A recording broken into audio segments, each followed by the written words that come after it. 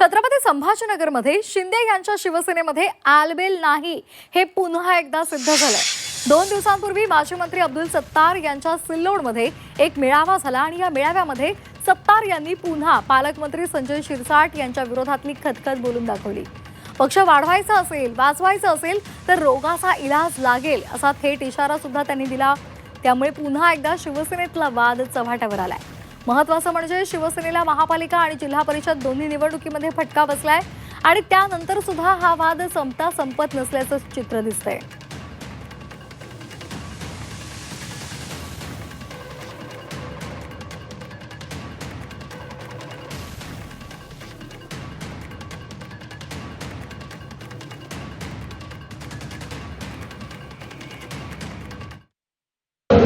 पैकी 28 आपले निवडून आले आणि 28 रुपये मी निधी मिळून नगरपालिकेला।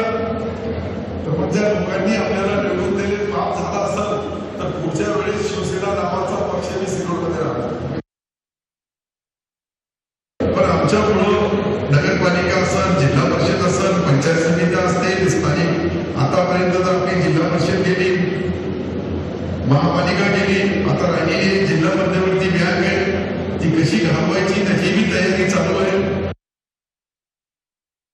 जिल्ह्यामध्ये जी परिस्थिती निर्माण झाली, जिल्हा परिषद कधी जाऊ शकत नाही, कधीच जाऊ शकत नाही, बिलकुल नाही, ती देण्यात आली। तर या सर्व गोष्टींचा व्यवस्थित अभ्यास करा, पुरा विचार करा, पुरी चर्चा करा। दरम्यान अब्दुल सत्तार यांनी केलेल्या आरोपांवर छत्रपती संभाजीनगरचे पालकमंत्री संजय शिरसाट यांनी प्रतिक्रिया दिली आहे। त्यांनी काय म्हटलंय पाहूयात। त्यांनी काय तक्रार केली ती मी काही ऐकली नाही किंवा वाचली पण नाही आणि कुणाला किती निधी दिला याचा हे रेकॉर्ड हा आमच्या कलेक्टर ऑफिसमध्ये असतो। निधी हा काही गपचूप अंधारात दिले जात नाही, म्हणून अशा तक्रार वगैरे जर असेल तर त्यांनी माझ्याकडे यावं, माझ्याशी चर्चा करावी, मी त्याच्याबद्दलचं स्पष्टीकरण देऊ शकतो।